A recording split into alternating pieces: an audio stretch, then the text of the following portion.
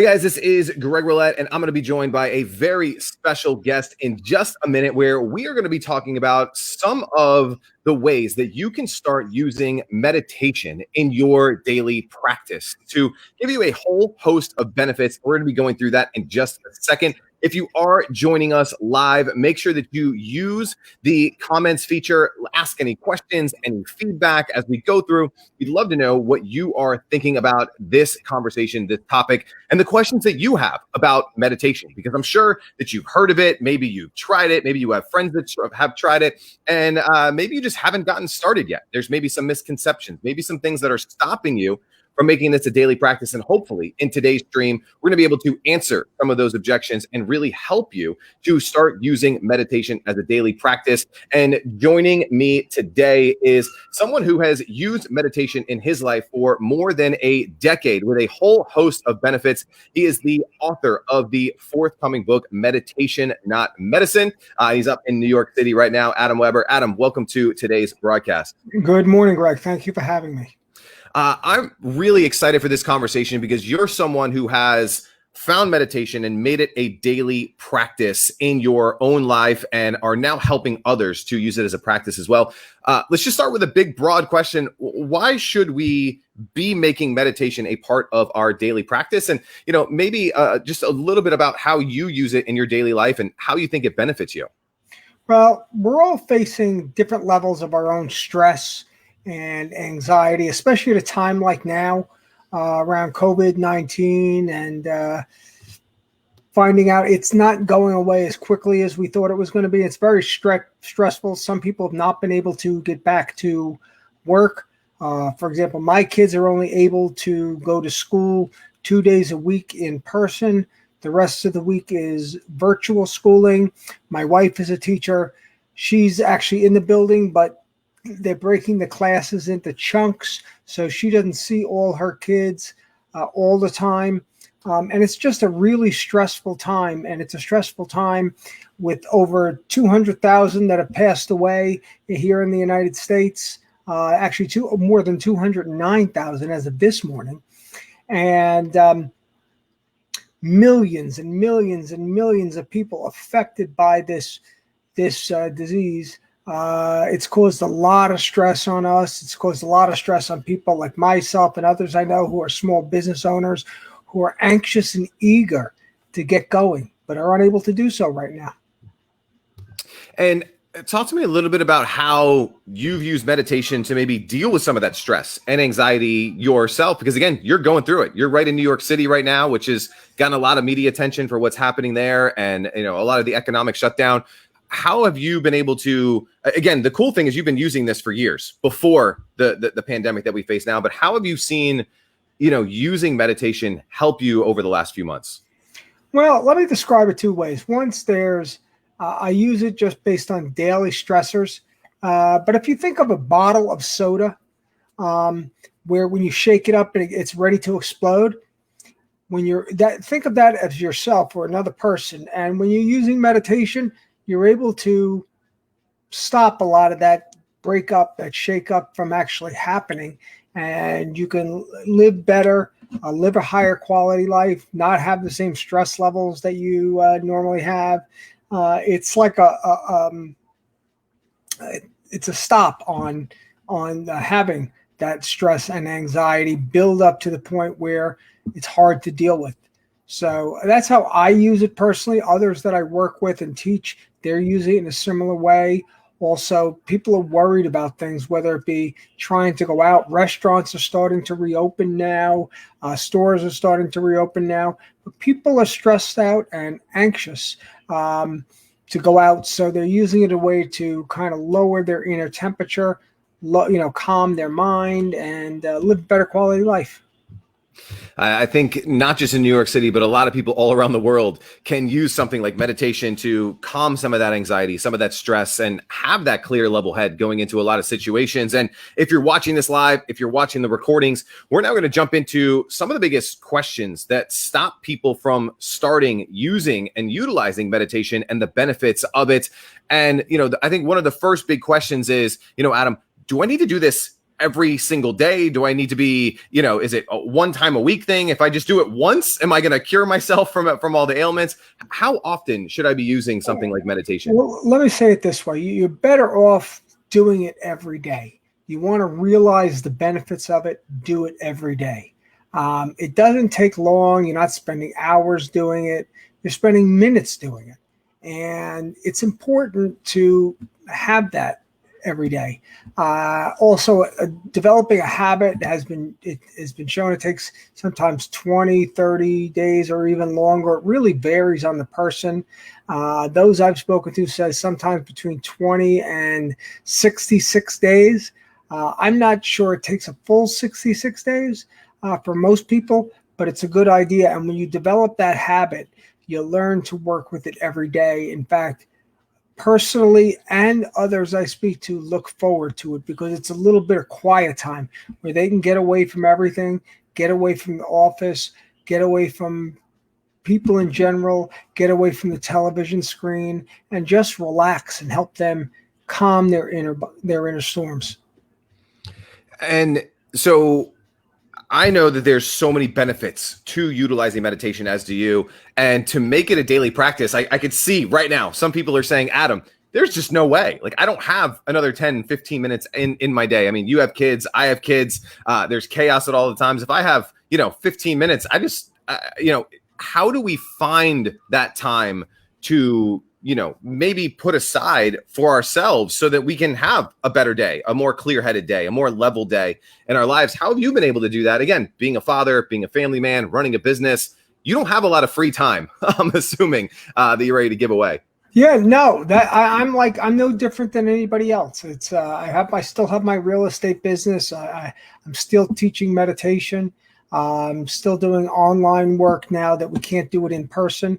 But you know what? You have to just set aside the time, 10, 15, 20 minutes a day, a little bit longer if you want. You can do it with even less time if you want. It's important, though, that you do it for yourself. And I know a lot of people say, well, I don't have 10 or 15 minutes. Well, you know what? I think if you took 10 minutes of time away from the television, 15 minutes of time away from doing things that, surfing the internet, you'd be a lot better off and spent that time meditating. I completely agree on that. And that kind of leads into my next question perfectly, which is, how much time do I need to spend on this? We've seen some gurus out there saying, you need to spend an hour a day or, 2 30-minute sessions. I mean, from your perspective, someone getting started utilizing meditation in this way, what's a good starting point? Like, how often or how long, should we be meditating on a daily basis? Let me say it this way. The gurus, the word you used, I've learned from a lot of them. I studied 5, maybe 6 different types of meditation before I developed Easy to Meditate, my proprietary technique, because I found that there's different views on things, different vantage points, and culturally, not everything works for all of us. I live in the United States of America. There are some people who live in the Far East or elsewhere, and tradition says, well, you have to do it this way. You have to do it this place. Your legs have to be crossed this way. You have to be wearing these kind of clothes. And that is not true. You can start off with as little, and the way I teach it, with 3 to 5 minutes a day. It's just a matter of learning the technique, using the technique for minutes a day. And then build it up. From there, whatever you're more comfortable with. And if you feel, well, I don't have 10 or 15 minutes, then only do it 5 minutes and go from there, because I think you'll find that you enjoy it and you want to meditate more. And you don't have to meditate more than once a day. It's nice to, because it's a backstop. Basically, at the end of the day, you've come home from the office, or you've stopped working. You realize there's 10 different things to do. The kids have to go somewhere or not go somewhere. And it gives you a second meditation time during the day to help you relieve your stress. I think that's really, really great advice. And the best part of it, like you said, start with 3 to 5 minutes. work up to 5 to 10 minutes, work up to 10, 15 minutes. And the other important thing you said was like, find the time, make the time, and to put this in your schedule, because the benefits will outweigh those 5, 10 minutes in the morning. When we talk about time, something that gets a lot of people, whether it's, an app on their phone, whether it's an Alexa, a timer, like, should people be using timers as they go about thinking about meditation, or is it off a feeling? Like, how do we look at that side of it? Let me say it this way: about 90%, and I'm somebody who's been meditating for years, and I don't say I'm better than anybody. I'm good at knowing how much time I've been sitting and meditating. It just seems to be instinctual. But even on my smartphone, I've got an app that just, does a countdown timer with a soft bell at the end. You can find these apps online or on the, for example, I have an iPhone, so I went to the Apple store, where they had apps for Apple phones, and you can find an app that has a timer with a bell or a chime, and you can set the time that you want to meditate. You can also set the volume of the bell or the tone. That way you do use something you're comfortable with. I think that's really important, and I like that you said, like, it has like this soft bell that comes up to kind of end that meditation period there. Now, when we first start, the first time that we ever meditate, we're all looking for that, euphoric feeling, the, oh my gosh, this worked brilliantly. But I think a lot of people during that first session, they find it really hard to concentrate, to get into that state that you want them to be in. Why do you think that happens? And is that okay? Is that normal to not be at that level of concentration? It is normal. Sometimes referred to as monkey mind, where you're thinking about other things are coming and going. It's important to just not overthink it and to let it go. Don't worry about it. The time you'll be able to sit, you'll be able to end it. And it's really, the practice will become natural the longer you do it. And in fact, the longer you do it, you'll say, I don't want to miss a meditation because it's a good part of my day. For example, I call it, when you get up first thing in the morning, I'll put coffee on and then I'll sit down and meditate. That way I know the time, but I'll also know I've started off my day right. So we can all find the time. We can all find a way to fit this into our lives. And now more than ever, the United States of America, other countries, I work with people in Canada as well. And things are crazy. We're in the United States. We're in the presidential election time. We're still with COVID. I remember when we first talked, it was in early spring. I think it was around April. And we weren't sure where it was going to go. There were some that said it'll be going soon. Others said it's going to be a couple years. Just like the flu, you have good seasons and you have bad seasons. And you have that with stress too. There are some times in your life where the stress is not so bad, and other times where it's a tsunami of stress and it just overwhelms you. So you just have to take it all in stride and adjust your practice based on the times we're living in. That's a great answer. And I love that kind of that morning routine that you've created for yourself, right? Like going and, having that pot of coffee while the coffee's brewing, spend that 10, 15 minutes, and it just becomes part of that routine, which I think is super important. Talk to me about establishing a routine for meditation, because I think that's where it creates that consistency, is when it becomes routine, as opposed to, oh, well, I got to drop my kid off here and now I got to fit it somewhere in my schedule. It seems like you've just made it a part of your daily schedule, which makes it easy for you. I'm glad you asked me about that, because again, I think there's too many people who overthink it. Sometimes you just got to take a seat. Sometimes you just got to practice. It's like a lot of other things. Sometimes you just got to do it and find the time, make the time. Like I said, I get up in the morning, I put the coffee on, and then I take a seat. And then when it's all over, I go have my coffee, I get my day started, whether it be going to the gym, yoga, or whatever it is. But I get the coffee going and then I get things started. And if you're in a rush, you may not be able to do it that way. I mean, I've had to fly before flying was this dangerous.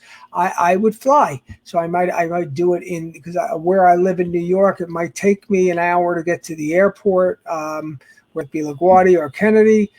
So I might be able to sit in the back of the taxi or the hired car, meditate for 15 to 20 minutes and not really worry about it, that I had to do it at home in a cushion. But a good idea would be to find well, sometimes referred to as a safe place by some, but it's really just a place where you feel comfortable, a place you can go to every day, a place you know you won't be disturbed, and just develop your practice there and not overthink it and not worry about it. Yeah, great answer. And again, I think a lot of people tend to overthink meditation instead of just, again, finding that time, making that time through your daily schedule, even when it's hectic and there's a lot of things going on. Got a great question here that we've seen in a lot of places. It's people that feel like meditation is betraying their religious beliefs. So when you hear something like that, what do you think of that? Is there any truth to that? Should anyone be concerned with their religion?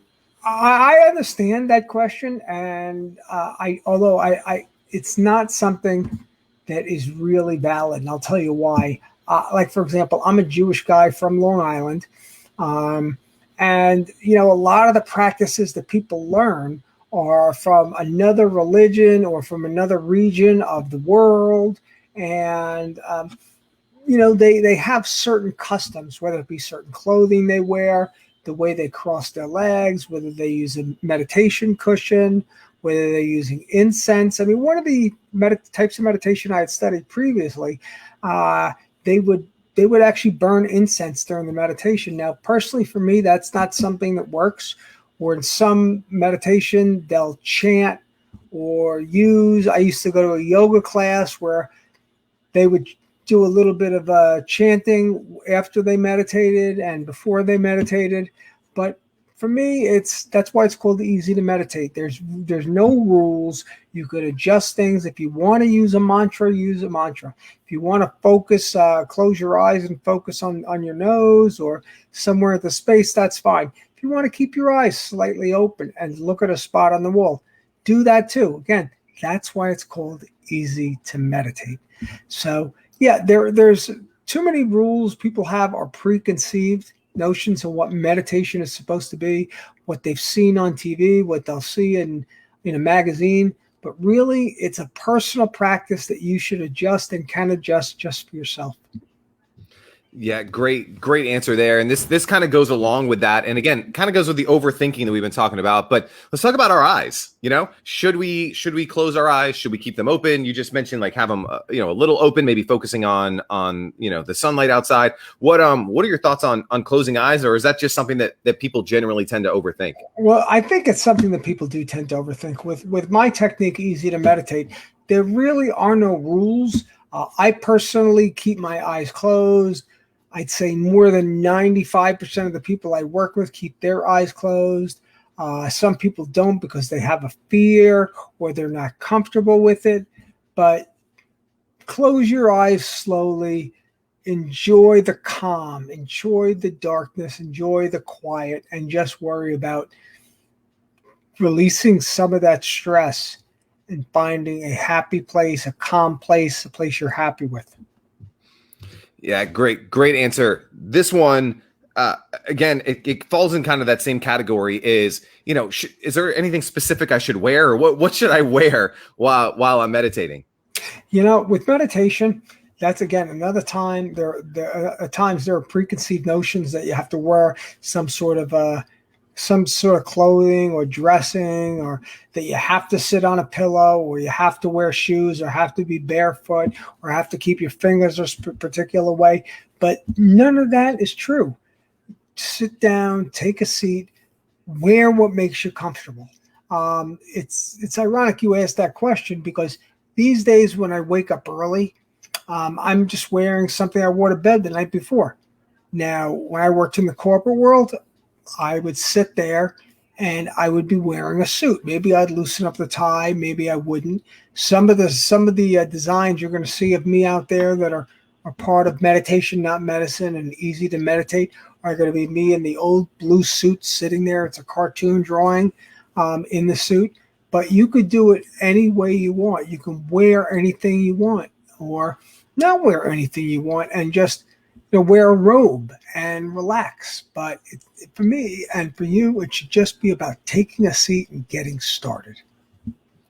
I could not agree more. And if you're overthinking the fact that you didn't go to Lululemon or wherever to get your, meditation clothing for the day, you're again probably overthinking it and procrastinating when you could actually be utilizing the practice. Let's talk about this. And this has happened to me, especially when I meditate in the morning. Is you slowly start to nod off, right? You start to fall asleep. What should I do if I feel like I'm about to fall asleep? If I'm kind of in that state, what are your thoughts there? If you can, to avoid, I've fallen asleep while meditating. That's why I don't meditate in bed. I don't meditate in a place where I'm so comfortable. I like to do it sitting up with a straight back, and I teach people to meditate that way. That will help you'll avoid actually meditating, falling asleep, actually dozing off. Although, listen, dozing off isn't the worst thing that could happen to you. The idea of meditation is not to put you to sleep, but to calm your mind, reduce your stress. I think that's the important part of you're looking for the benefits of it. And if it does kind of get you to nod off, you're probably releasing some of that stress and your body might be telling you that you need to go down that route, right? Completely true. It's like taking your foot off the gas pedal. You're not accelerating anymore. You're slowing down. You're calming down. Great point there. Let's talk about an interesting question that just came in. How do I know if I'm actually meditating? Right. So I sat down, I set my timer, I'm going through the process. How do I know that I'm actually in that state, or how do I know that I'm actually meditating? Well, there's nothing that's 100% going to say you're meditating or not. Like it's like turning a light switch on or off. I think of it more like a dimming switch. But when you're calm and you're focused ahead of you, or whether it be, your vision through your nose or looking at a spot on the wall, you'll learn. And I teach it that you'll know better than anybody else when you're meditating. There'll be a sense of calm. Your brain stops racing. Your body stops wanting to race around itself. Now, don't get me wrong. There are times people do want to get up. They want to walk around, but usually it's the complete opposite. And we're all going to have different meditation practices. And even within that, we're all going to have different days. Some days or some mornings, for example, when you get up and I've got 20 things to do, you're anxious, you could slow down, but maybe you'll never slow down to the way you always slow down when you maybe meditate or want to meditate that way. So it's important. Just let it go. It's about not thinking. It's about kind of taking out the trash and relaxing. I got that. And great answer to kind of that abstract question there about knowing if you're actually meditating or not. And I think it's just, again, it's the habit, it's the routine, it's the practice and getting yourself into that state more so than overthinking some of the questions that we've talked about here today. Last question that I have for you on this is, there's a lot of courses out there, certifications out there, gurus and teachers when it comes to meditation. Do you think that you need a teacher to learn how to meditate? You don't always. There are some people who are able to learn by reading a book, such as Meditation, Not Medicine, or other books that are out there. But my personal suggestion is that you do find somebody you're comfortable with, and a style of meditation you're comfortable with, and learn to do it that way. Easy to meditate is not for everybody. Other types of meditation are not for everybody. It's a matter of finding a way that you're comfortable with an instructor you're comfortable with, or a methodology, a book you're comfortable with, and just leaning into it and learning to meditate. And then, like myself, I personally learned, many different types of meditation, as I'll read in my upcoming book, Meditation, Not Medicine. But what I did was I found that I really needed to create my own technique. And there's nothing wrong about doing it your way, because it's your life, it's your meditation practice, and it's important for you to do it the way that makes you comfortable, the way that makes you happy, and the way that reduces your stress. I think that's really, really valuable that, again, it's your life, right? Like you can learn from some of the things that Adam's done. You can learn from some of the things that other teachers and instructors have done, but ultimately it needs to become your practice, something that you are going to do. Because if Adam tells you how to do something and you don't like a piece of it or part of it and you don't do it, you're not going to get any of the benefits from it. But if you can take a piece from what Adam's teaching here in Easy to Meditate and Meditation, Not Medicine, and take pieces of that and do what works for you, for your family, for your life, you're going to start seeing the benefits as opposed to just copying what someone tells you to do. And Adam, we brought it up a few times. I want to touch on it here before we end this broadcast today is your book, Meditation, Not Medicine. Just spend a minute or two talking about, why did you feel the need to write this book? Why is now a great time for this book to come out? And what do you hope happens when people get a copy of this in their hands? Greg, with 30 years in the real estate business, real estate for me was always my focus. But after years of living with a progressive form of multiple sclerosis, years of working and helping other people learn to meditate, I found out that it was something, that I really enjoy, something I wanted to spend more time doing. And after 30 years in the real estate business, I knew I had to allow myself to take that leap, take that chance, and help other people. And then again, as a New Yorker, like many other places, we go through a lot of ups and downs. Right now, it seems, doesn't matter who you like politically. People, there's a lot of infighting amongst family, amongst friends, pile on COVID-19, pile on kids like mine or yours, not being able to go to school, having to learn remotely. I think I've mentioned my wife is a school teacher, so the whole world seems to be shaken and stirred, as I'd like to say. Nothing's what it was a few years ago. Nothing's what it was. I mean, it's October here when we're talking October of 2020, and nothing is like October of 2019. And it's not just because of the calendar. It's because of a lot of things that have happened in between then and now. And I think that's really why it's important for people to get their hands on this book and to see some of the things you're doing with the book, as well as Easy to Meditate. And to do that, you made it really easy. You've got a really, really valuable newsletter that you put together. You're sending out some great tips, obviously doing streams and videos like this. Talk a little bit about the newsletter you put together, maybe what people can learn if they subscribe today, and then we'll get into how to subscribe as we wrap up here today.